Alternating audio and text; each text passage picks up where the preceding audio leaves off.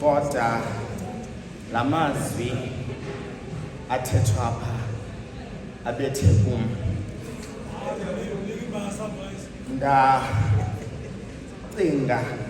ndacingisisa ndabona uba uyakubi ndasifaka esihlangwini zakhe apha kuba siyalibala singabantu uba uThixo usaphi, because uyakubi uye wayilibala intsikelelo ewayifumana ekuqaleni.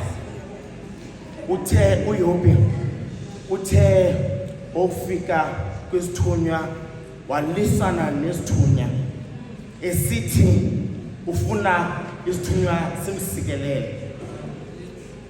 Xa ndibona apha isingathi uYobi ebengabaza the blessing that he already had, but lathi khatha ilanga.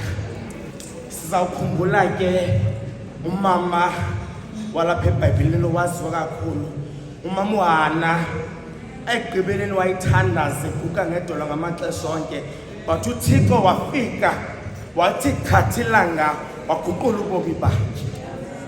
Ngeli xesha mafuzwe amahle, khakumcela uThixo athi khatha ilanga ebomini bakho.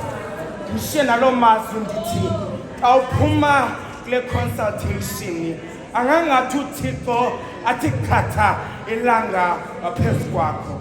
Amen.